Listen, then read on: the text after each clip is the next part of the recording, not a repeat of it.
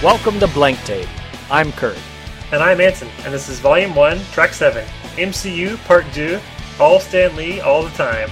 Recorded on Thursday, August 23rd, 2018. Put on your headphones and let's jam. So what are you drinking there, Kurt? I see you got something. Yeah, I've got a Shiner seasonal. It's the Oktoberfest one that they just released for this fall. Oh, nice. It's a nice. Let me see. I'll pull it out of its koozie. It is a Märzen style beer. So it's let's see. Any other details that you're going to tell me? Okay, so fine in a stein. Every September, millions of people from around the world gather in Munich to celebrate Oktoberfest. With a name like that, you'd think it'd start a month later, but hey, it's tradition. And if you can't be there in person, you can be there in spirit with this classic brew made from Munich and caramel malts, along with German-grown Hallertau tradition and Hersbrucker hops. Now fill your stein. Ready?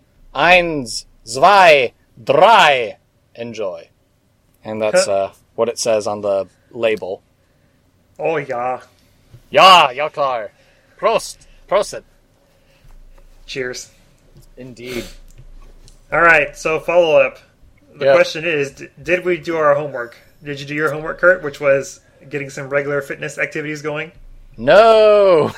There's been a lot of, look, I know I'm making a lot of excuses, Professor, but for serious, I've had health of my wife to deal with, and I had to wrangle some small children while that was going on, while I was dealing with back problems.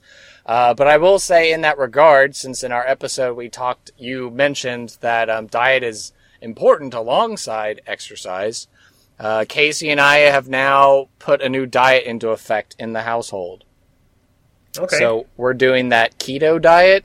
So It's pretty good for me because it means more meats and fats, which I love bacon and I love steak. So, hey, bring it on. The downside's no carbs really. So there's a decline of bread in the house, and it's making us both. Yeah, that can be tough. Yeah, it's making us both sad, but I suppose as long as I keep drinking my beer, I'll still have my bread. So. Is beer keto? I don't know. I have to check the. I don't know. It's made from the fat of grain, so it's probably not in line, but you're going to have to pry my beer from my cold, dead fingers. All right. And so me and my homework was to listen to more rap battles, and I also did not do it. What I do have is a to-do in my shiny task manager saying that I need to do that. So I'll get to it eventually, but for today, sure. It has not been accomplished. Okay, so we're both in the requesting extensions from the professor group. Yeah. Yep. I have an optional new homework for you. You can wait until you've done more fitness things, or you can start it whenever you like. But the optional homework is to listen to the album Ctrl from SZA. It is we talked about it in the Hamilton episode. You mentioned that you weren't familiar with hip-hop, or you didn't have a taste for it, and so this is a modern album that is hip-hop and very good. That's Ctrl as in CTRL, like the key on your keyboard. SZA is a hip-hop artist. She was featured she had a cameo in the video for Childish Gambino's This Is America at the very end. She was like sitting on a car in the final shot for that, or one of the last shots for that. I did watch that video, and I know everyone freaked out about the video, the artistry of it, and it was catchy, but it was definitely a juxtaposition. So I could see how it was supposed to be a thought-provoking piece of music. Yeah, one of these days I'm going to write a blog post about it, but the music, the way the music is put together is fascinating because there's two different like tonal centers, and it's like there's the intro, and then when he comes in singing, he's not in tune with the intro, and so you have these like two clashing like tonal centers. It adds to the tension throughout the entire song, and one of these days I'll put together like a little blog post or something, maybe even a bonus episode about it. We'll see. I don't know, but anyway, it's a cool piece. Speaking of bonus episodes ideas, I know Casey was telling me that I should do an episode, like a bonus episode called Kids Tape, And one of these weekends, I should interview my niece, Twinkles, and maybe just ask her a bunch of questions and see how she responds to the questions or something like that. It'd be kind of like that'd be cool.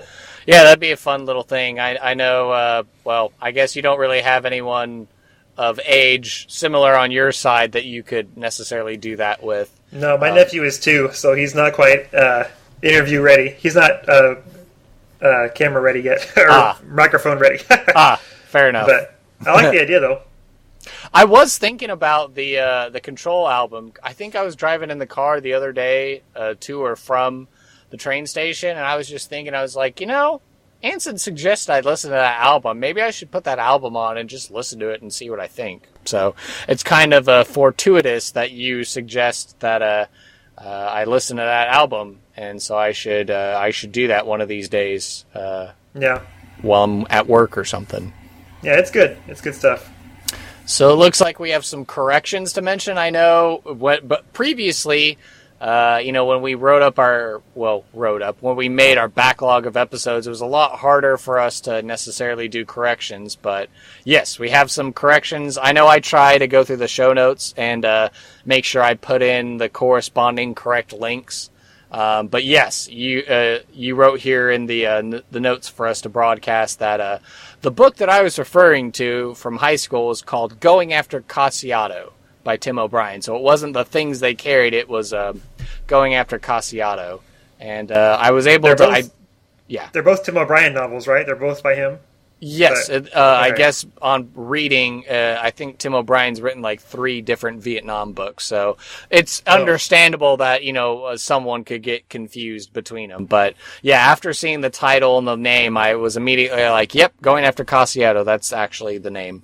And then I think we both kind of got it wrong with the samurai movie, because I think I said the 43 Ronin, but that's actually a Keanu Reeves movie. And then I thought about, what about The Last Warrior? And then, nope, that's a Tom Cruise movie. So I think the quote-unquote samurai movie we were thinking of with Christian Bale would be Equilibrium, and then probably the very beginning parts of Batman Begins, where Batman's doing his ninja training with Ra's al Ghul. I liked Equilibrium. Yeah, I'm pretty sure that's the second time we've mentioned that movie somewhere earlier. I feel like we talked about it before, but I can't remember the context where we misremembered it. But yeah, that's a good one. I like that one. I need to watch it again. I believe I saw that in college, so I've only seen it one time, so I'd have to rewatch it again. Yeah, it's older. Yeah, it's an early 2000s movie. Yep. Back before Christian Bale was hitting his stride. Yeah. Let's see. The next thing... And, there's one more correction, I guess we have. Yeah, I made a boo-boo, and I lost some audio that we had recorded, and we had a little bonus episode with only Kurt talking, but what we talked about was the show art and the music behind the show. Right, so our friend Roger from high school, Roger Pringle, who is a accomplished dude. I think he's got a Alice in Wonderland comic thing he's promoting right now. But yeah, he did the cover art and the podcast art for us, so we definitely want to give some kudos to him. Yeah. And then definitely the artist, the local and awesome Texas artist that we found that allowed us and gave us permission to use their music for our intro and our outro. The intro is a song called Sabine Street Bridge. It's off of the Jesus, Elvis, Richard Petty EP by the Houston punk band 30 Foot Fall. I got to know the band when I started going to shows in the summer of 2006, so it was right before we left for college, but I brought my video camera to the show and just started recording, and I asked the band, hey, can I get up on stage and get some shots? And I did, and you can see all my concert footage I put up on YouTube. But over the years, I've gotten to know the band. I would make DVD copies of the shows and give them to the band, and so that's how I got to be friends with them. So yeah, they're awesome, accomplished musicians. They've gotten to play with some major punk bands over the years, like Offspring and all that kind of stuff. So they're really awesome. If you don't know them, add 30 Foot Fall to your Spotify or whatever playlist you use. And then the outro music is from a song called Lone Star Ska. It's by a local Denton ska band called the Holophonics. Eric Dino, who's the bandmaster, I suppose, the lead guitar player, lead singer. Maybe not the lead singer, but he sings and he plays guitar, and he does arranging and stuff. And he's a fellow symphonian. He's a fellow music fraternity brother, and so I asked him, hey, can I use your music for the show? And he was like, yes, do it. It'd be awesome. And so that's what we want to do. That's what we talked about in our bonus episode. So our thanks and gratitude to our friends Roger, to the members of 30 Foot Fall, to the members of the Holophonics. We love you guys. Thanks for being part of our community and our creative project. And I suppose, Anson, I'll let you take it away. Yeah, thanks for helping make our show awesome. What is the topic for today, Kurt? Well, in thinking of things to talk about this week, we decided that we need to talk about everything Marvel related that we didn't talk about in our second episode, because we were just, as two people do, they have a conversation, and there's plenty of other tangents that got left by the wayside. And so this episode, we wanted to just kind of go over some kind of things that we missed. We hadn't necessarily got comments on this, but we thought of it after the fact. We were like, oh, darn, we should have talked about that. And then, of course, since the episode, a bunch of Marvel-related news has happened, so we've got loads to talk about as far as the future of the Marvel Cinematic Universe is concerned. The future of the Marvel Cinematic Universe. And before we go any further, Anson, have you seen Ant-Man and Wasp yet? No, we've been terrible at going to the movies. We still haven't seen Incredibles 2 or Deadpool 2 either. Dang. I think we might have missed them. Might have missed our shot for those. Have to wait till it comes out on rental. But well, yeah, if you come up to Dallas, you can go see them at the cheap theater. Yeah, we need to find a cheap theater around our place. We haven't gotten to that yet either. But well, yeah. I can. Well, not to rub it in your face, but I know I've seen Incredibles 2 twice, and I've seen Deadpool 2 twice, and I've seen Ant-Man and the Wasp only once. But my friend Michael Horsley, who gave us a suggestion for a future episode, has said, hey, we'll just wait in the next couple months, and then Ant-Man and the Wasp will come to the cheap theater, and I'll finally be able to go see it. So I guess I'll be going to go see it again with him while we wait for the next Marvel release to come out. The major MCU release in March with Captain Marvel. Although I guess you could technically consider the Sony-verse animated Spider-Man movie later this year and the Venom as other Marvel movies, but not MCU. Anyway, well, I got a whole list here. I don't know if you want to start at the top and go down, or if you just kind of want to pick and choose, because I don't know what chronologically would make sense or what would eat up more of our time. Do we want to hit the major news that's happened first, or we just want to start with the easy stuff? I don't know. What do you think? Well, our role here is to be historical, a time capsule. We are recording the events of the day. So why does it matter that this Fox deal has happened? Like, who cares about that? Right. Well, the way I understand it, and, I'm sure all you history majors and stuff know out there, that the United States has always kind of been suspicious of monopolies. In an economic sense, as a business owner, on paper, it's like, oh, monopolies would be great, because if I'm the business owner, it means I control most of the stuff and I can make most of the money and all that stuff. But the United States government has seen fit, since the days of, Teddy Roosevelt and such, that we bust up trusts, and we bust up monopolies and these mega corporations. So it took quite a while, but the Disney Entertainment Corporation finally purchased the film, like the TV and movie portions of 20th Century Fox. So that means that, like, Fox News, I think maybe it's the sport. Basically, it's like the film and television portions of Fox. So I think Fox News as like a news corporation, like that still stays by itself, and maybe like some of the sports stuff still stays by itself. But essentially, this Fox deal means that Disney now finally has the rights back for the X-Men franchise, Deadpool, the Fantastic Four, and certainly means the original Star Wars. So, A New Hope, Empire Strikes Back, Return of the Jedi, those now all belong to Disney.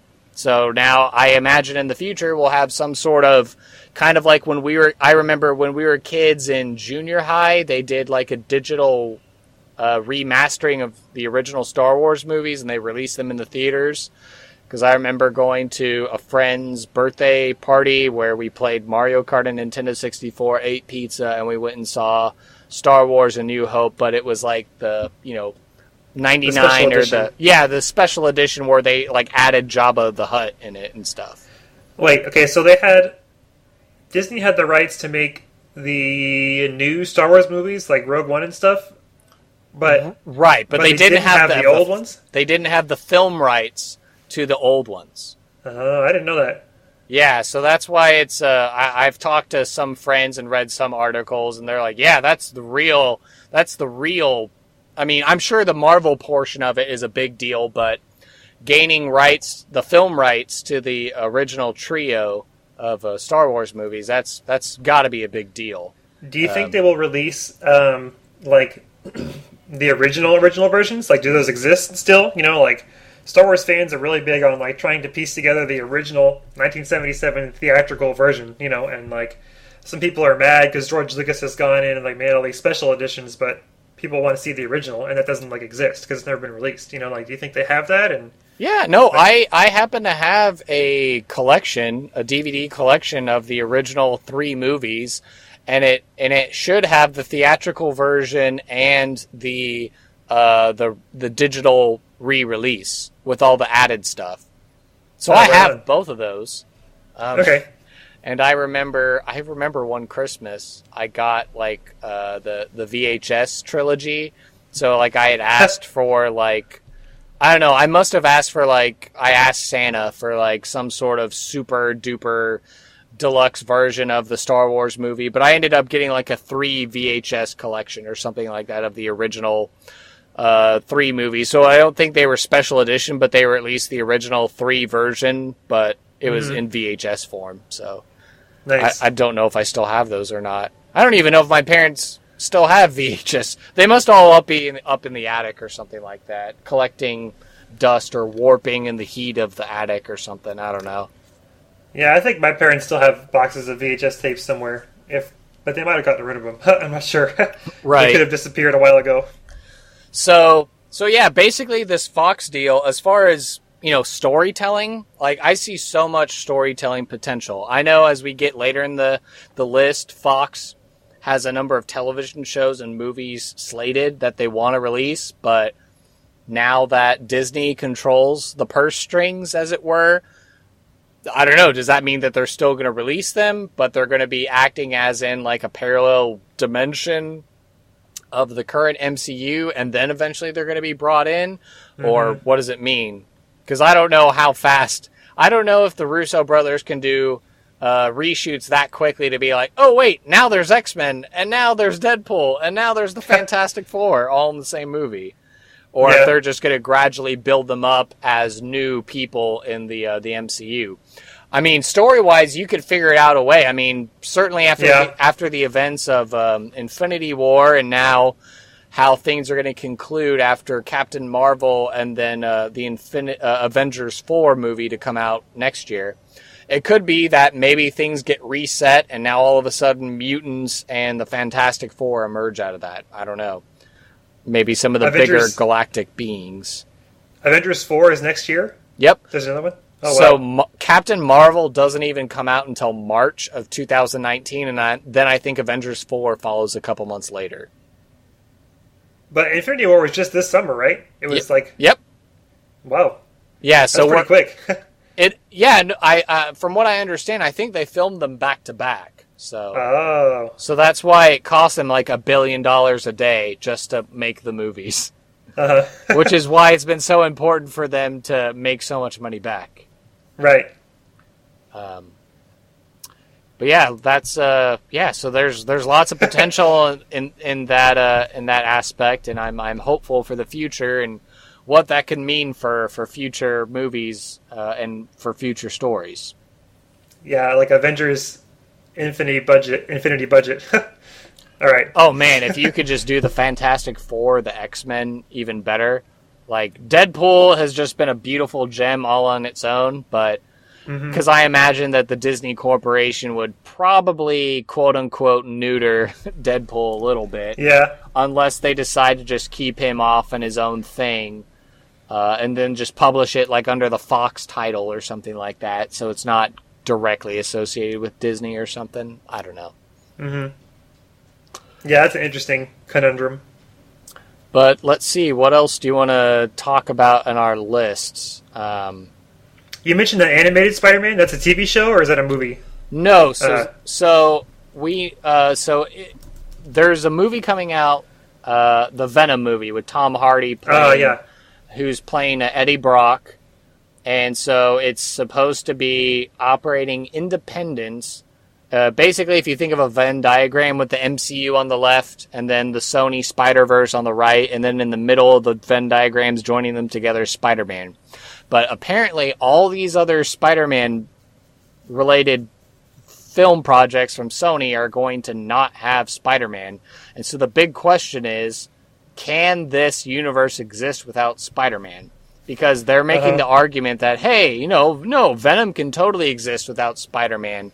But some people are like, well, if Venom's supposed to be a copy of Spider-Man, he's an alien symbiote that gets attached to Peter Parker first, and then gets rejected, and then he finds Eddie Brock, and then he's like, oh, I'm going to become an even roided up, more anti-hero version of Spider-Man. Like, does it make sense for Venom to exist without Spider-Man is the question. I'm sure comic book purists will come out of the woodwork and defend it one way or the other. So I don't really know. I don't think it will work. It looks good. It looks good, yeah. I don't know quite enough about all the backstories to know whether it would work or not, but maybe as a standalone, Right, but maybe, to answer... Oh, you finish your thought. Yeah, how we were talking about Star Wars and saying, we don't like all these new Star Wars movies that are coming out because it's it's Star Wars, but it's not it's not trilogy canon Star Wars. Maybe that's how this one is, but because I'm on the relative outside of all the comic book backstory and history, maybe I can appreciate it where others might not. You know what I mean? So, right. Interesting to be on both sides of that, potentially. So, yeah. For now, all I know is Venom looks pretty cool, and we're excited about it. Yeah.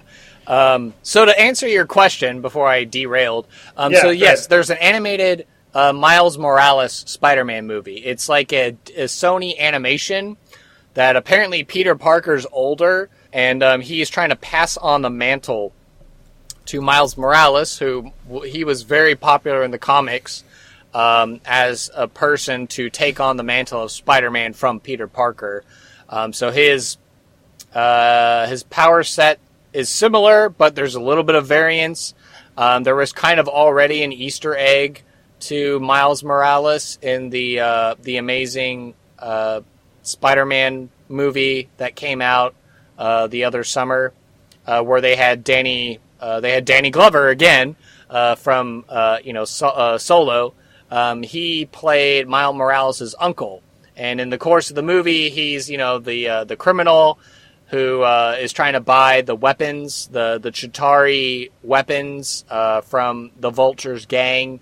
But then Peter Parker interrupts him, and then he comes back later to interrogate him to be like, hey, where are they meeting so I can stop the gun deal? And then that's where, Peter Parker does the interrogation mode, and he's really clumsy about it. And then, he webs his hand to the car and then leaves off. And he's like, hey, man, I have ice cream that's going to melt. And he's like, no, sorry, you're stealing that car. You're a bad person. I have to leave you there. But anyway, that character that Danny Glover portrayed is supposed to be Miles Morales' uncle. So that was a live-action teaser, in the future, are we going to get Miles Morales? But there was some news a couple months ago where they were going to have an animated Spider-Man movie with Miles Morales, and Spider-Gwen was going to make an appearance as well. She's been really popular in the comics as well. Kind of a universe of Spider-Man where instead of Peter Parker getting bitten by the spider, it's Gwen Stacy, his original first girlfriend, who does, and they have a band called the Mary Janes, and so she has a sleeker-looking spider outfit, which is then again different than Spider-Woman, who's has a completely different set of powers, but is similar. Anyway, not wanting to get too bogged down, but yeah, there's animated Miles Morales Spider-Man. Venom's coming out later this year, and in the future they're supposed to be doing a Silver and Black, which is supposed to be Silver Sable and Black Cat, which are two other feminine, femme fatale Spider-Man anti-hero / villains. Huh, I never heard of those people at all. That's cool. Yeah, so like I said, the big question for me is, can the Sony Spider-Verse exist without Peter Parker? I just don't know. Kind of like how Universal Studios kind of learned their lesson, like, oh, we're going to launch a whole dark Universal Monsters universe, and then the Mummy tanked, and they were like, well, I guess we're not doing that. So, that was the Tom Cruise Mummy you're talking about? Yeah, where the Mummy had like different eyes, and then Russell Crowe was supposed to be like Dr. Jekyll, Mr. Hyde, and he was supposed to be like the equivalent of Nick Fury. Huh. Yeah. I don't know. They had plans for it, but I think they've shelved the whole project, so that kind of stinks for them. But I never saw that Mummy. So I didn't either, so I think we both saved our money there.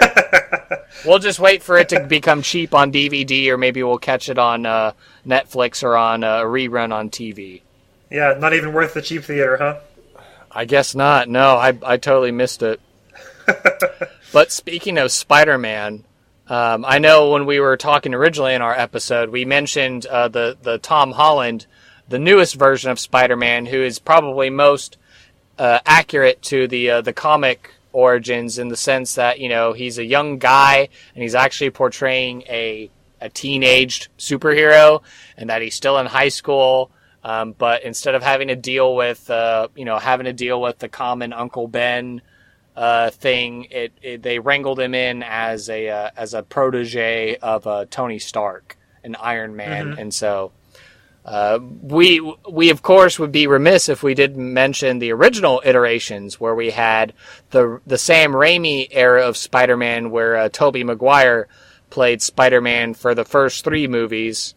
And then Sony was trying really hard to keep on to those rights, so they were trying to relaunch Spider-Man again with Andrew Garfield playing Spider-Man. Yeah, I remember the Doc Ock was Tobey Maguire, right? That was the second one?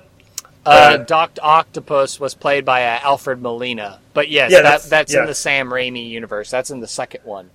That was a really good one. I remember enjoying that one a lot.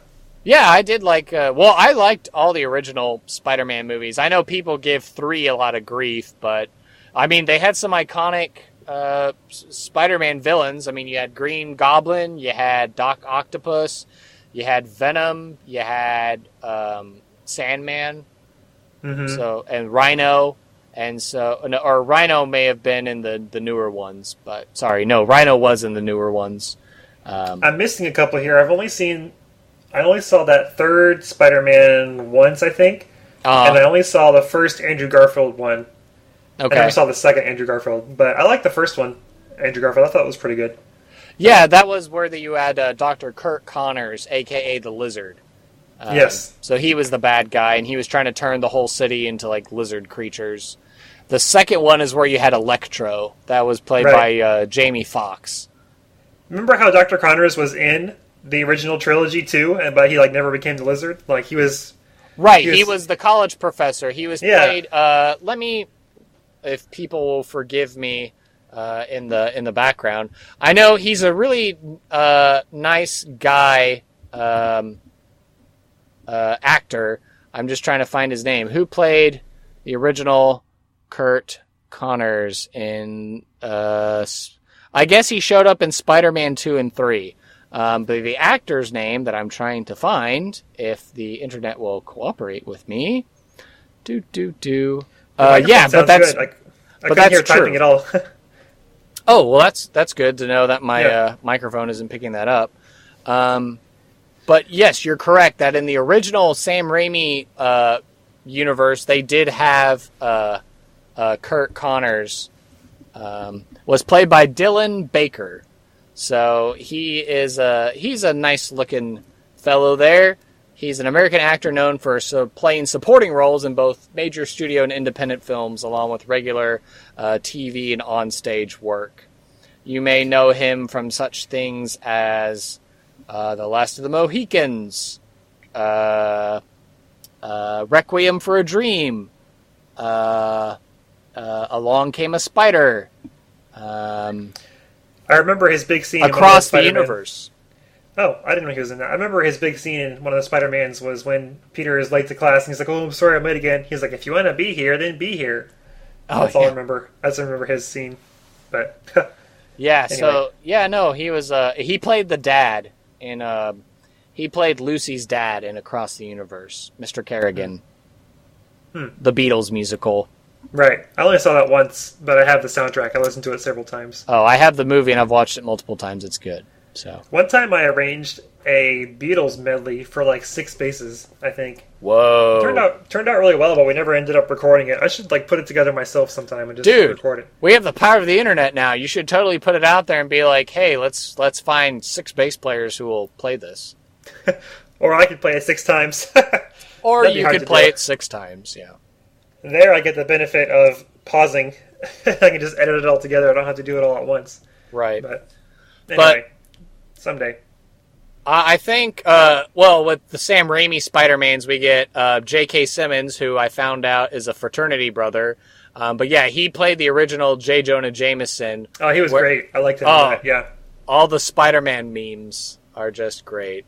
Yeah. I want pictures of Spider-Man.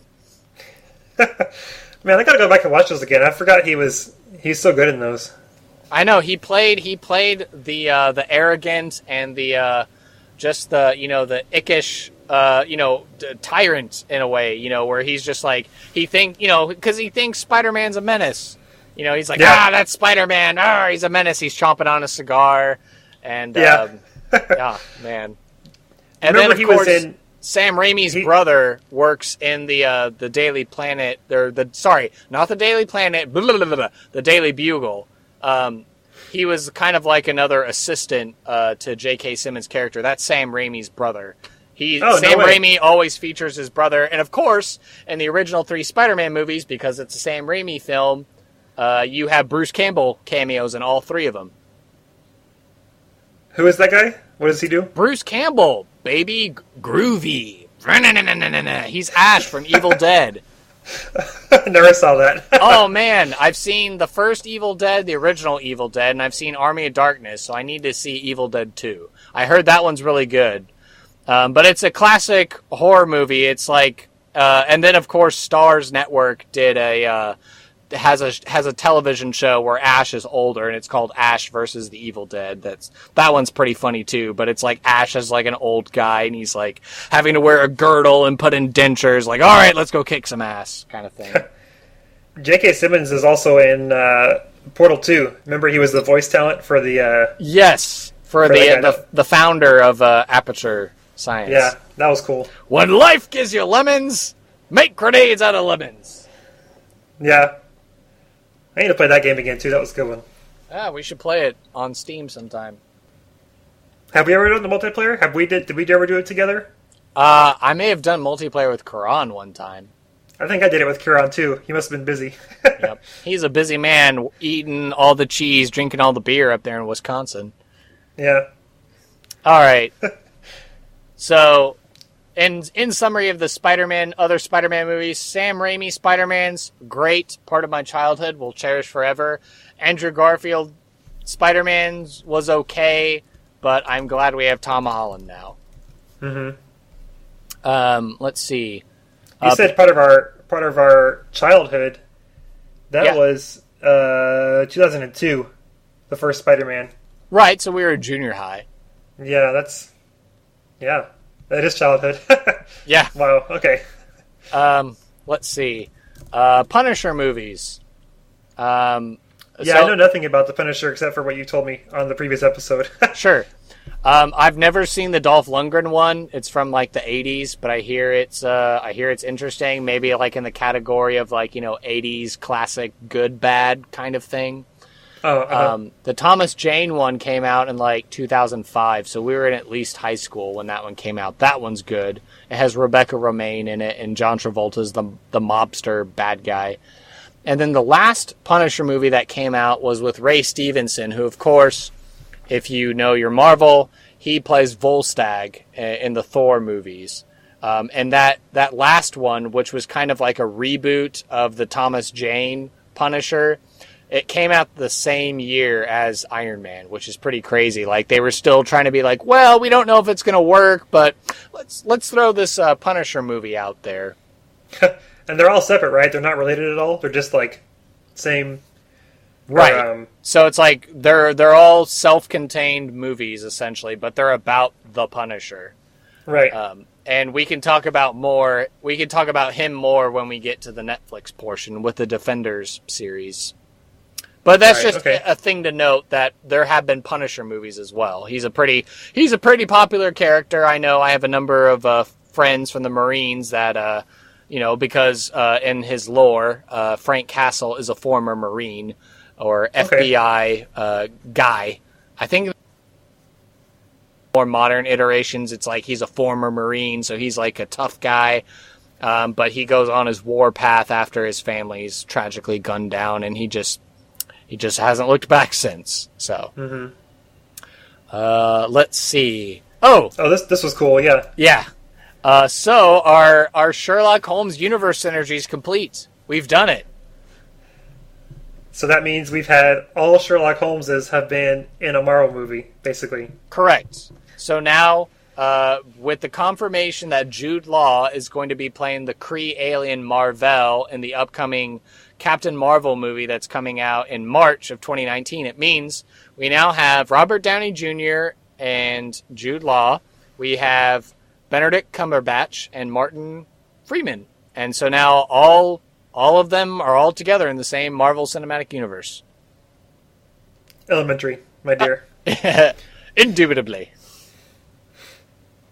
Aren't they making another Sherlock Holmes with Robert Downey Jr. at some point? Did I hear that, or is that not happening? Yes, I believe that there is a sequel, a third movie in progress. Yeah. Let's see if I can get you details. Whoops. I wanted to keep that open, not minimize that. Nothing wrong. Sherlock Holmes 3. Let's see.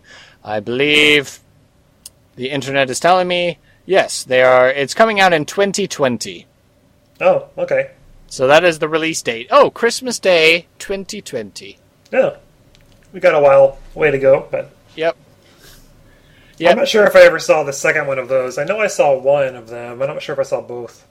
So the first one is when all the crazy stuff is going around London, with like, people are Lord Black Alistair or whatever his name is. He's raising from the dead. Then the second one is called Game of Shadows, and that's where Moriarty really comes into play. And he's like, "Oh, I'm going to start a whole war." And then Sherlock Holmes is racing over Europe trying to stop a world war from breaking out. No, I don't think I saw that. I'm going to write that down, make sure I catch that at some point. Put it on the letterbox list. Going on the letterbox list right now. Yep. Game Shadows. Yep, that's the second one. There we go. Boom. Boom. All right, let's see. What else we got? Okay. Recently in news, the digital release of Infinity Wars, Avengers Infinity War has come out.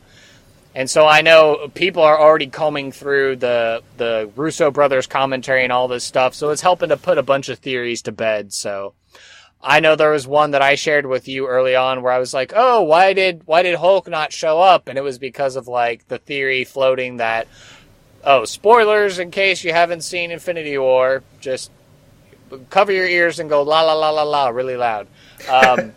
That like perhaps that the Hulk was Loki in disguise, and that's why he didn't show up. Like it was just really good acting. But the Russo brothers kind of put that one to bed, and they commented that no, it's because based on the events of Thor Ragnarok, that one of them has always been in control, and since Hulk's only come out to fight, Hulk kind of resents that, and so that's why he's now not responding to Banner and coming out. So now it's like Banner and Hulk have to come to some kind of common agreement now.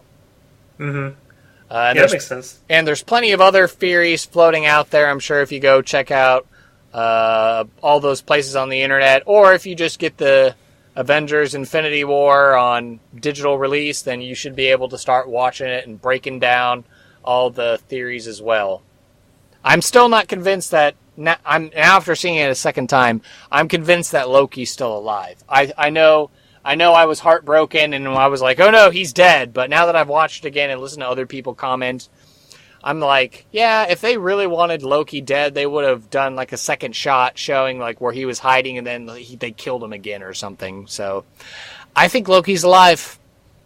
It could be a long shot, but I think he might still be alive. I'm holding out hope. He is the master of mischief anyway, so... Yeah. It's like, Thanos, I've faked my death like 3 times now. No problem. Yeah. So. Yeah. Alright. Let's see. What else? Man, we're doing pretty good blazing through these, and I know I'm just checking our time, and we're doing pretty good in our time, so let's see. Anyway. Yeah. So, we have, aside from all the movies, there are all of the digital platforms that exist that have Marvel Cinematic Universe content. They're all spread out. So we have all of the Defenders, which can be found on Netflix. We have the Runaway series, which is found on Hulu. And then the newest one that came out recently is the Cloak and Dagger on the Freeform network. I have no idea what Freeform is, but it came out there. And then in the future, we're going to be having the New Warriors showing up. And I think New Mutants is also another one coming out to TV later in 2019. Let's see. We had the Inhumans. Oh, go ahead. Yeah, the only ones that I've heard of are Defenders and Inhumans. I've never heard of Runaways or Cloak and Dagger or New Warriors. Are those all live action? Series? Yes. Huh. Yeah. So, the Netflix Defenders, I love. I love Netflix's format because when they first did it with Daredevil, I was kind of surprised because I remembered my Daredevil being Ben Affleck from 2003. And so I was kind of skeptical, Daredevil again. I don't know. Maybe I'll watch it. And the way that the Netflix format works is that they're able to deconstruct a hero and a villain over a series of episodes, and they can take their time doing it, and it doesn't have to be rushed like a movie. So your villains have more depth, your heroes have more flaws, and it's a really good show. So Daredevil season 1 came out of the gate and was awesome. And so immediately I was hooked. And slowly but surely, they started releasing, I found out news, and then they started releasing out the other Defender shows. So they started off with Daredevil, they went to Jessica Jones, they came back to Daredevil, they went to, I think, Luke Cage, season 1, then they went to Jessica Jones again, and then they went to Iron Fist, and then they came out with the Defenders series, where they brought all 4 heroes after they had already been introduced into a show together. It was only 8 episodes long, but still was awesome. And they've continued on, so they've already done, or maybe Jessica Jones season 2 came in after the Defenders had already happened. But we've had I haven't watched any of those, but I did hear that Daredevil was excellent. So at some point, I'm going to get to doing all those. I'll catch up eventually, but yeah. Right. So yeah, Daredevil. Of course, he's a Catholic superhero. Lawyer by day, vigilante by night. And he's blind, and he's a trained martial artist. You have Jessica Jones, who gets powers mysteriously from a car accident and becomes super strong and can jump and punch really hard. You have Luke Cage, who got sent to prison wrongly and was part of a medical experiment in the prison that left him with, unbreakable skin. And then you have the Iron Fist, who was a rich kid whose plane crashed in Tibet, the Himalayas, and he was rescued and brought into one of the mystical cities, 7 mystical cities, I think, of the Marvel Universe, called Kunlun. And that's where he spent his years perfecting the martial arts, and he dipped his fists into the heart of the undying dragon, and forever is now known as the Iron Fist. And we're getting ready for his second season to come out after now the second season of Luke Cage just premiered. It was awesome. Bushmaster was the villain there, as well as Mariah Dillard. But yeah, Iron Fist is coming back, and now he's going to be fighting off against the Steel Serpent, who was his brother in arms growing up in Kunlun, who is jealous that he is not the Iron Fist, and thus, I don't know how he does it, but he becomes the Steel Serpent, which is like the antagonist of the Iron Fist. So he dumped his. There's a whole trial. He has to dip his fist into the heart of a dragon, and that's how he got his powers. Couldn't he dip his entire body and No, because it's all about balancing your chi, and so when his chi and his mind and his spirit are all focused, he can supercharge his chi into his fist, and that's how he's the Iron Fist. Oh, okay. Yeah, you can read all up on it. It's fascinating. I think Iron Fist is growing on me. I know people weren't happy with the first season because they were like, oh, look at this doofus. He's not an awesome kick-ass guy. And then, he was kind of the driving force behind the events of the Defenders with things happening. But now he had a cameo in an episode of the second season of Luke Cage. And he seems to be more down to earth, and he seems to have matured a lot. So I'm really excited for the second season of Iron Fist. All right, yeah, I had heard that it wasn't as well received the first season was, so right. I'm glad it's kind of. But I loved it. I loved it. I think he's a cool character. So. All right, I'll check it out. I'll get to it. Yeah. Let's see. So I haven't watched Runaways or Cloak and Dagger either, but I understand that the Runaways on Hulu is based on, they're all mutants of some kind, or they have powers, but they find out that their parents have powers, or their parents have powers too, but their parents are actually part of a secret society of evil, and so all the kids freak out because they're like, oh, our parents are villains, and so they run away. And that's why they're called the Runaways, because they are running away from their parents who are villains, who are, I guess, trying to raise them to take their place in this evil society. Right. Huh, okay. So, I know there's comics on them, but yeah, I haven't had a chance to watch the show, but people seem to love it. I think they're getting ready for a second season of that, so. It's kids versus grown-ups, basically. Yeah, I think. And then That's Cloak funny. and Dagger, Cloak and Dagger is about, I know in the comics it's about 2 runaway kids that get caught up in drugs. But however they get exposed to the drugs, it ends up giving them powers. She gets the powers of light, so she's called Dagger because she can make light daggers. And then he gets the dark dimension somehow fused with him from the drug explosion or whatever.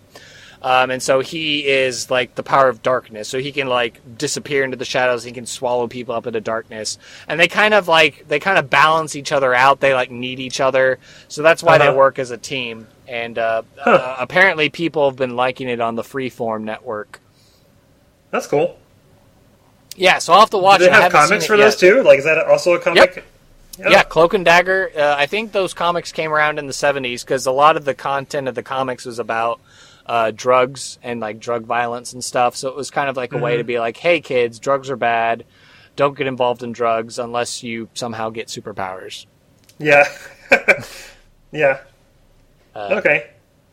And then New Warriors is an upcoming show. It's going to have Squirrel Girl. So it's basically a sub-branch of the Avengers. I think in the comics they're the Avengers of the Great Lakes or something. But essentially they're super powered, superpowered individuals as well. Squirrel Girl being one of them, the most popular probably. And they're just kind of having hijinks and like comedic adventures, I think. So it's going to be superheroes, but I think it's going to be a little more tongue-in-cheek. Yeah, I think I've heard of that before. Squirrel Girl sounds familiar. You don't forget a name like that, you know. Yeah, and especially when she's been able to beat Doctor Doom and Thanos. Oh wow! Like in comic canon material, it's like, yeah, Squirrel Girl has beaten. She has beaten Thanos and she has beaten Doctor Doom. So it's like, why didn't the Avengers call Squirrel Girl? Yeah. Why are they calling Captain Marvel now and not Squirrel Girl? Oh well. Exactly. Next time, we'll see, I guess. Yep. And then, let's see, the other show, Inhumans. I know I talked to my friend Steve and Steph when I was in Austin at that ska concert, and I asked them their opinions on it, and they were like, yeah, it wasn't very good. You know, they tried to play it off because they're royalty, and it was just really, they were like, the stories were convoluted, it was jumbled, didn't make sense, it was hard, like bad acting, blah, blah, blah, whatever. So I don't know. I haven't seen it, so I can't judge. But I'm reading up on it. The Inhumans is canceled, so I have no idea how they're going to continue to integrate Inhumans into the Marvel Cinematic Universe. Since originally they were going to be their own movie, and then they were like, "No, this would totally work better as a TV show." They're probably biting themselves in the butt, going, "You know what? We should have just made our own movie. That's what we should have done. We should have just done a movie." And yeah, that would have been better. That's what they call in Agents of S.H.I.E.L.D. They call the mutants Inhumans too. Yes, that's supposed to be a tie-in, I think. Yeah. Because it makes me wonder for the future as well, since Kevin Feige's gone on record and said that, oh yeah, Kamala Khan, the newest incarnation of Miss Marvel, she's going to be in a movie somehow. Which would be a big deal because she would be the first, she would be another first female superhero movie, but she would also be a Muslim teenage superhero that would be fighting alongside the Avengers and stuff like that. So I don't know. Yeah, I need to check out those comics. I heard they were pretty good. Yeah, no, they're cute and they're good, and it's it's interesting. And she's such a big fangirl. Kamala Khan's such a big fangirl of Captain Marvel. That, like, she actually gets to meet Captain Marvel and then is like, okay, you can have the mantle of Miss Marvel. And so she goes around New Jersey and, she's fighting low-level crime and stuff like that, although I think she has teamed up with the Avengers for some big stuff. Huh. That's cool. So she's not primetime New York, she's just New Jersey, just across the river. She's across the river. Nice. Let's see. There's an unaired pilot for Most Wanted. And then there's a put pilot for Damage Control. Damage Control, of course, which was mentioned in the Spider-Man Homecoming movie. And I found the definition from Wikipedia that a put pilot is a pilot that the network has agreed to air either as a special or series. If the network does not air the pilot episode, the network will owe substantial monetary penalties to the studio. Generally, this guarantees that the pilot will be picked up by the network. So if you remember from the beginning events of Spider-Man Homecoming, there's that lady in that crew that stops Adrian Toomes, a.k.a., original Batman Michael Keaton, right? No, Vulture. I'm blanking on the Michael name. There's too many Michael names going in on my head. It's Adrian, and I don't want to have to do a correction later. Michael Keaton. Sorry, I said Keenan is Michael Keaton. So Michael Keaton in the beginning is just clearing out the wreckage, and then the lady comes in and is like, from orders of the Department of Damage Controls, you're supposed to turn over all your materials and stuff. And then they see the broadcast, and it's like, Tony Stark and the newly formed government Department of Damage Control are now overseeing the cleanup of New York. And so apparently they were like, yeah, let's make a show about damage control and what they have to do to clean up after superhero battles. Oh, I see. Cool. Yep. I remember that, yeah. Yep, so I guess they have a put pilot, which means they have, they must have something. So I don't know when it's going to be aired or if it will be. But they've got something at least, or they will have something. Mm-hmm. So interesting. But anything else? I know that was a huge block of text or notes to go through. But any questions there? And I know we jumped ahead and got some other stuff early knocked out of the list. No, it's all good. Like you said, we're just covering little things that we wanted to mention last time, or interesting things of note, recent developments, news, history. Right. You know. I know we're getting near to the end of our list, so certainly, we're down to the last good few topics. So, I know it's interesting that I know the X-Men universe film franchise has had a bunch of different movies. I still haven't seen the Days of Apocalypse or whatever. Me neither. But apparently they're going to still be releasing a Gambit and Dark Phoenix movies. So again, cool. Now that Disney owns them, are they going to shelve them? Are they still going to release them, but they're like in a Marvel Cinematic Universe adjacent? I don't know. I don't know how they're going to bring them in, but I just know those are coming out. The young lady who played Jean Grey in the Days of the Apocalypse movie. I know I'm butchering the name. I should really use my computer here and just figure out. X-Men Apocalypse? X-Men Apocalypse. Is that what it is? I think so. It's Apocalypse Stark, Now. Right? No, it is just X-Men Apocalypse. You're right. Yeah, I didn't see that one, but I've seen the other two. I saw the X-Men First Class, and I saw the Days of Future Past. But yes. Man, X-Men has just gone through the time travel timeline fixing fatigue thing. So it's hard to keep track of like what's canon and what's not anymore.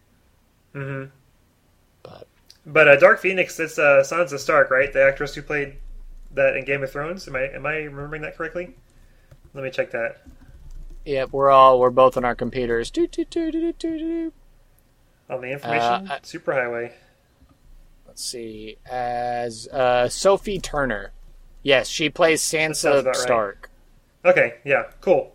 Again, disclaimer, I don't watch Game of Thrones. It's okay. I'll live. Casey's watched them.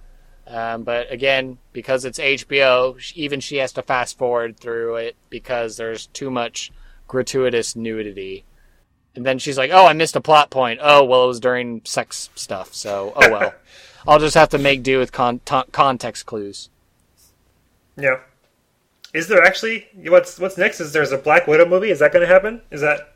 Yes, apparently they are in plans. Kevin Feige's like, yeah, we need to do a Black Widow movie. So I know everyone... I'm sure all the ladies out there are like, finally, a Marvel standalone movie with, a female superhero. But why now? But I don't know.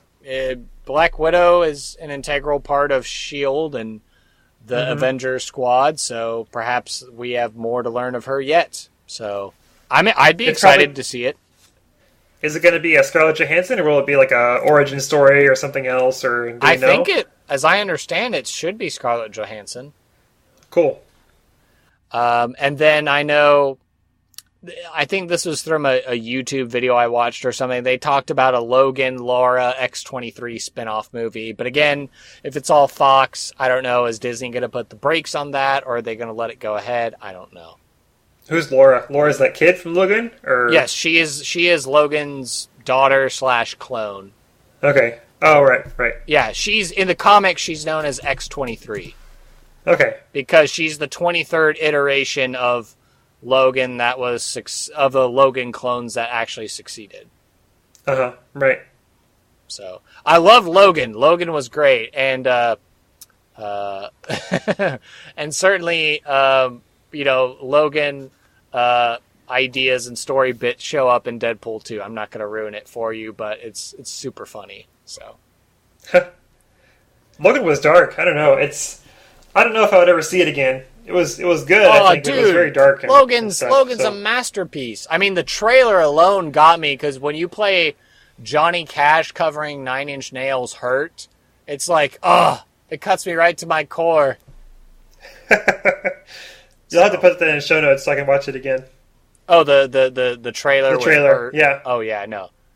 And apparently, a fun fact at the Alamo Drafthouse, I know they actually screened Logan, but they did it in black and white.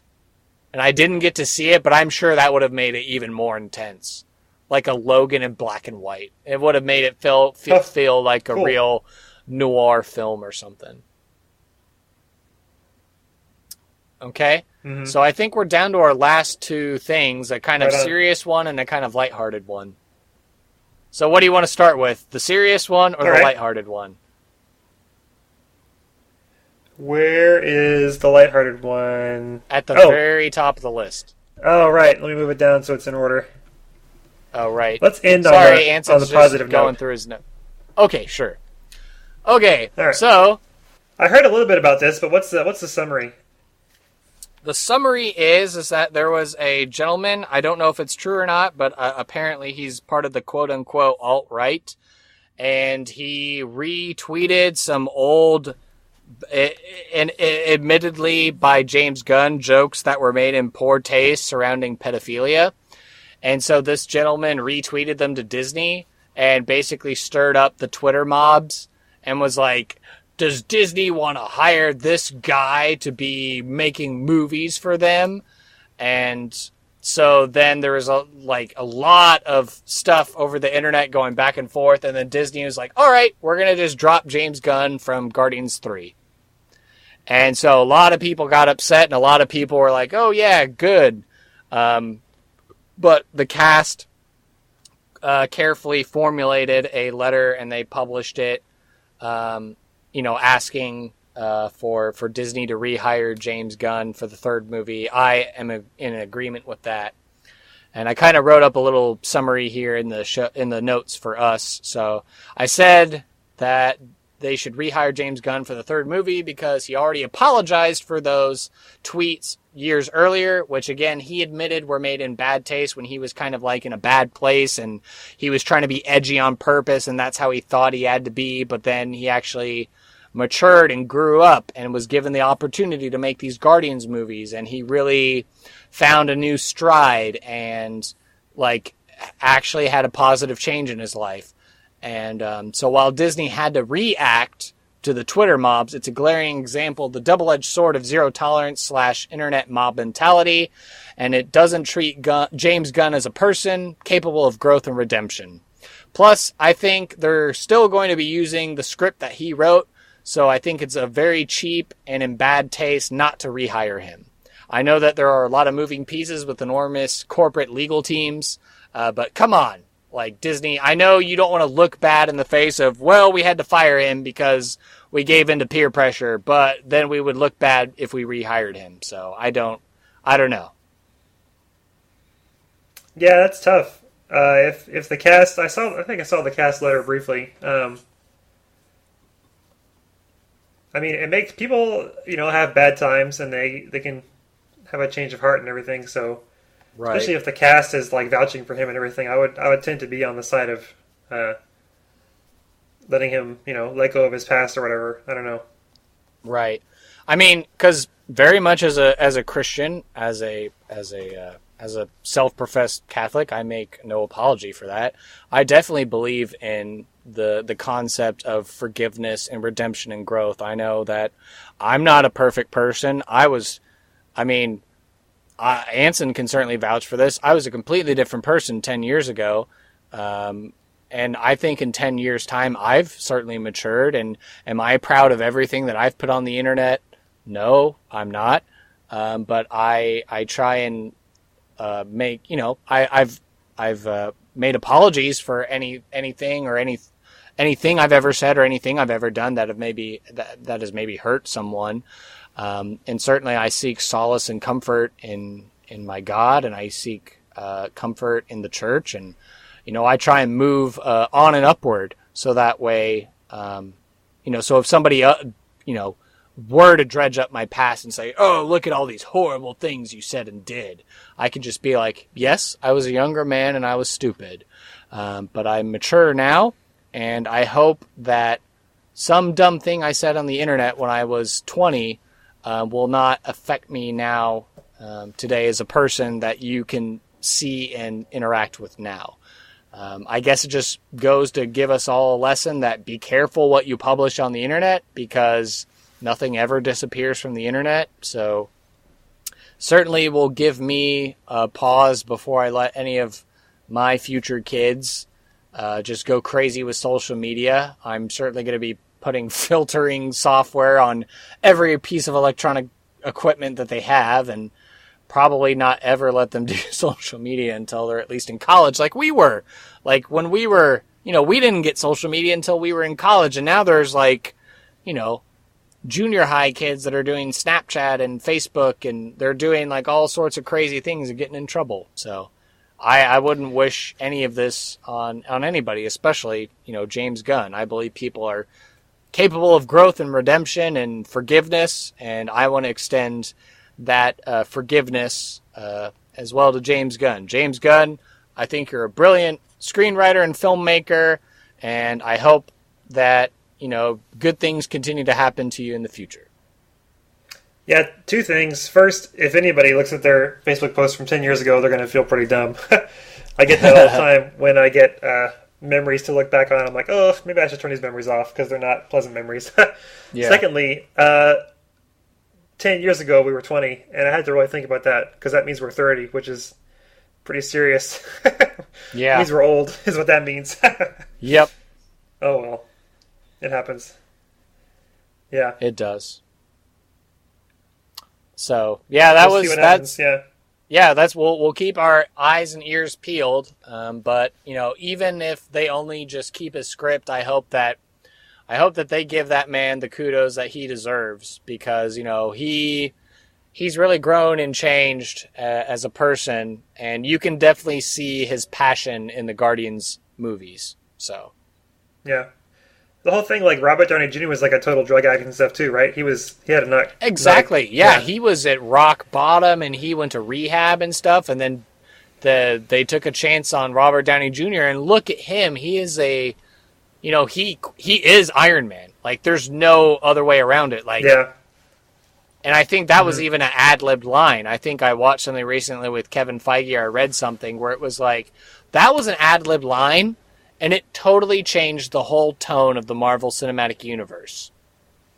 When he said, "I am Iron Man"? Yeah. At the end? Because I think the line was he was supposed to go along with the story, but then Robert Downey Jr. was like, no, that's not what Tony Stark would do. And he just totally ad-libbed that. And that forever changed everything. Wow, I didn't know that. So if they had not taken a chance on like Robert Downey Jr., then, we wouldn't even have any of this to talk about. Yeah, wow. So, again, people of the internet, be kind, be loving, be forgiving, because everybody has flaws, everybody's made mistakes, and by forgiving other people, you actually are helping yourself. Amen. This is on a very special episode of Blank Tape. Yep, getting churchy up in here. Not too much, but I certainly make no apologies for what I believe. Definitely, listeners, you can let me know if I'm being too preachy, but I'm not trying to be. I just want to share with all of y'all what I think and feel. So, if we ever get any email feedback, I'll let you know. So far, we've had no email. No. Oh. Send us emails, people. You can email us at info@blanktape.com. Show. Or .show. Sorry, I want to say .com, but it's .show. info@blanktape.show. It's .com. Remember that for Homestar Runner? When there was an intro. There was like one where he was doing the intro to homestarrunner.net. Oh, yeah? Or he was saying, oh, homestarrunner.net. And someone was like, it's .com. And he goes, it's .com. It's pretty funny. I'll have to find it. But anyways. Yeah, we'll put it up in the show notes. Again, because based on our last episode, we should probably be able to find that on YouTube since Flash is quote-unquote dying. Yeah. Last item on our Marvel list is Stan Lee cameos! I'm impressed that there is I'm impressed and surprised, but also not surprised that there is a Wikipedia link for this. Yeah, for sure. I found it this afternoon and cameos. Yes, you can find it on Wikipedia. You can search for Stan Lee cameos, and it will give you every single movie cameo that he has made. So his earliest one goes back to I think it was is it a TV movie? The Trial, made for television superhero film. The Trial of the Incredible Hulk, where Stan Lee got to be the jury foreman. He's also been in Kevin Smith's Mallrats. The only Blade movie that he made a cameo in was in the first one in a deleted scene. And even Princess Diary 2, Royal Engagement. So there you go. And he's also made... oh, no way. I didn't know that. Yeah, as a wedding guest, I guess. But yeah, I watched that movie like last year. I never noticed. Oh well. And yeah, I think. Oh yeah, and then even most recently, Stan Lee made a cameo in Teen Titans Go to the movies. I saw the trailers and they had like Stan Lee, and they were like, "Wait, are you supposed to be in this one?" And then he's like, "No, Excelsior." So. Nice. And then, yeah, it looks like, according to this list, he's going to be making a cameo in the Venom movie. Okay, cool. Good deal. Oh. Apparently he's made cameos in the Netflix shows, and I didn't even notice. Yeah, I didn't know that either. I was just looking at that. He's in Agents of S.H.I.E.L.D., Agent Carter. Yeah. Agents of S.H.I.E.L.D. again. Huh. I'm like, how great would it be? I mean, I know Stan Lee's getting older, but how great would it be if through the end of it all, the big reveal is that like Stan Lee is like one of the cosmic entities of the MCU, where he's like, "Oh yeah, I've been watching you guys the entire time." Oh wow, he's 95. Yes. Wow. And I know we would be remiss if we didn't say, if we also didn't include in this episode a rest in peace to Steve Ditko, one of the original Marvel comic book artists who did pass away recently. And he drew Spider-Man and Doctor Strange, I believe. Yeah, one of the blogs that I follow, Daring Fireball, just had a link to a documentary about Steve Ditko, but I didn't get to watch it, so I'll have to check it out, learn more about him. But anyway. But yeah, next time I watch, let's see. Okay, yeah, the next time I watch some of the Netflix shows, I'll have to look for Stan Lee, because his photographic cameo, he's appeared in all of them, is identified as NYPD Captain Irving Forbush. And in season 2 of Jessica Jones, Irving Forbush. Oh, in season 2 of Jessica Jones, he has become an attorney at Forbush and Associates. So that's kind of funny. Huh. So he gets promoted from a cop to a lawyer. In the Netflix area. All right. Yeah, cool. He's even in Big Hero 6, which I haven't seen that one, but I've seen the clip of him in Big Hero 6. Oh, you never saw Big Hero 6? That's good. You should watch that one for sure. I'll have to add it. We like that one a lot. Yeah. But he has. I saw it that one time. I'm looking at the cameo list, and he has a pretty funny cameo in Ant-Man and the Wasp. They call him Shrunken Car Man because a car gets shrunk, and he makes a joke like, "I know I was in the 60s, man, but now I'm just paying for it," or something like that. Because he thinks he's tripping out because the car in front of him shrinks. So. Oh, right. It's pretty funny. Gotcha. Yep. Nice. Good deal. Well, I guess, does that cover everything? Have we covered everything? I'm looking at our list, and I think we hit all the points of everything that we didn't cover in the first Marvel Cinematic Universe episode. So certainly as time goes on, as more Marvel Cinematic Universe movies get released, we'll certainly be up to talk about them and do spoiler-filled reviews and put up our spoiler horn and warnings and all that stuff. But what are you thinking about for our next episode? I know our friend Michael Horsley suggested that we do a whole episode on video games. We could. Yeah, we could probably narrow it down. But we'll have to get together and see if we can schedule a guest episode or something. Maybe just do like video games of our childhood or video games that are our favorites or something. I don't know. We can break it up in a couple of different ways, probably. Yeah, no, I think definitely we'd want to hit like games of our childhood and stuff like that, and certainly cover that as a topic area, and then probably like what are we doing now as far as video games are concerned? Because certainly 10 years time, like admittedly both you and I were probably playing a lot more video games 10 years ago than we are now. Like, yeah, for sure. I barely have enough time now to just be like, I have to find a lucky, like, okay, I have nothing planned on a Saturday. I'm just going to play video games all Saturday. And then by the end of Saturday, I'm like, wow, I really played video games all day. That would have impressed me 10 years ago, but now not so much. I just feel tired at the end of it. I'm like, ugh, why did I do this? Bummed out. Yeah. Like, you feel accomplished, but at the same time, you're like, there's something else I could have done, but oh well. I guess it's because I just play video games by myself. I have the Xbox, but unfortunately, I don't make usage of the Xbox network and play online games with my friends. So, and I should. I owe for sure Trey Cherry and Grammy Award-winning David Trevino some much-needed time on Tom Clancy's The Division.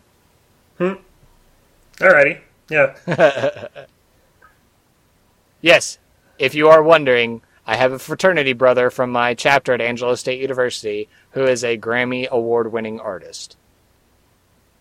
And so every time I introduce him or mention or name drop him, I have to say Grammy Award-winning fraternity brother David Trevino. I didn't recognize the name, but now I know that there is a Grammy-winning artist with that name. Yeah, he played saxophone on a Tejano album. Oh. So that's how he got his Grammy. And I've seen it. Wait, he actually has a Grammy? Or are you not? He literally has a Grammy in his house. Wow. They moved to New Mexico recently. But yeah, if you go to his house, he has a Grammy sitting on a shelf. Did you ever watch New Girl? Yeah, I've watched New Girl. I'm way behind on it, but yeah, I've seen it. There's that one episode where she's over at that one guy's house. I can't even remember his name, but she's at that one guy's house, and he's like, "Oh yeah, I have a Grammy. I played bass on a Santana album." But anyway, yeah, well, good deal. Let me see. Oh, and then I guess, yeah, we'll put a link to David Trevino, Grammy Award-winning David Trevino's album that he was on. Good deal. Yeah, so fans of the podcast, if you didn't catch my little social experiment on Facebook Live, as sort of the de facto social media director for our podcast, I'm trying to... Yeah, de facto and in name and in action. Well, I'm trying to drum up support and interest and grow a community around this podcast. So if you aren't already, find us on Facebook and Twitter by searching for @BlankTapeShow. You can find us both as a Facebook fan page and a Twitter. I think we both manage the Twitter, but I for sure am listed as a team member on the Facebook fan page. And I think, Anson, you can add yourself if you want to, unless you just want to only have my name attached to the fan page. Oh, well, I should. Let me do that at some point. Yep. So yeah, you can find us on Facebook and Twitter @BlankTapeShow. We have a website, blanktape.show. Yep. And we have an email that you can access through our website, which is info@blanktape.show. So if you have questions or comments or any other complaints. Or complaints, we are an all equal opportunity complaint listener kind of show. But I do want to say that we do have at least our first question. I guess we would consider it a question here for the podcast. We had a gentleman the other week comment on our Facebook fan page. And his name, I believe, is Jerry, if I'm getting that right. Yes, Mr. Jerry. And he was asking us if anyone has refilled vintage audio cassettes. And I'm going to clarify that question and just and maybe say, does he mean actually like taking a cassette tape apart and like taking the magnetic tape out of it and then like putting new audio magnetic tape into it? Do you think? I am not sure. I'm not sure about several things. One being whether he's actually listened to the podcast or not. The other one being he might be talking about just like recording things onto tapes in general. But I can say that I have played with actual audio cassettes before. Certainly, if it gets caught, you stick a pencil in it and you kind of use it to wind up the edge to get it tightened again. Mm-hmm. I know I had to use cassette tapes in high school when I did private voice lessons after school. I would record my voice sessions on cassette tapes, and I would listen back to them for notes and stuff like that. Oh, right on. So yeah, even into high school, early 2000s, I was still using a cassette tape. But yeah, for sure, as kids, I would say probably you were using cassette tapes too, weren't you? We had a little toy recorder that we would put a tape in and talk to. And was it the one that was modeled after Home Alone? You know the one I'm talking about. I'd have to see a picture, but no, it was not. No, it was chunkier. It was kind of like a red and white plastic chunky tape recorder kind of thing. More for kids than anything in Home Alone, I think. Okay, because the Home Alone one had a cassette tape player that got super popular, and they ended up making a bunch of those. And I remember having friends growing up that had those, and you were so cool if you had one. No, we were not that cool, and we did not have one. So, to circle around to our hopeful fan Jerry. So no, I haven't actually ripped a cassette tape apart and put the magnetic tape back into it. I don't think I've ever had a tape get destroyed or eaten before.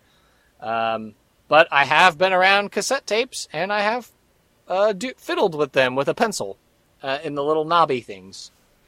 Yes, and the purpose of our show is not related to recording to analog tapes. But thank you for your feedback.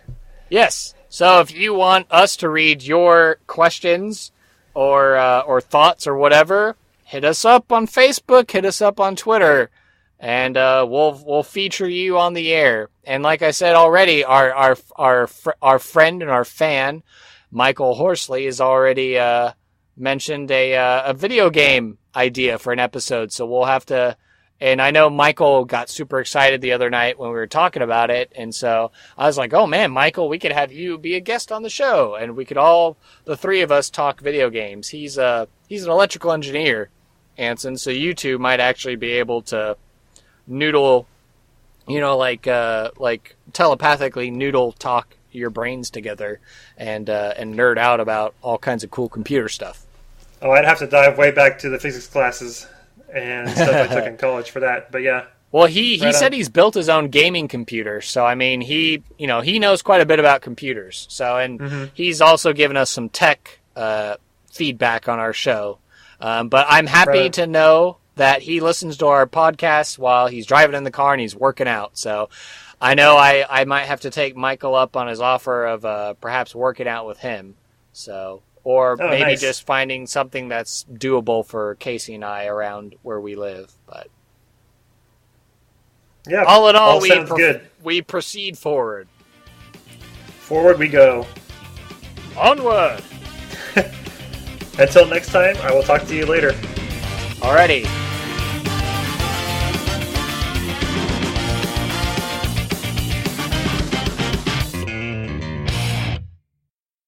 Remember, kids, read Marvel Comics. Excelsior!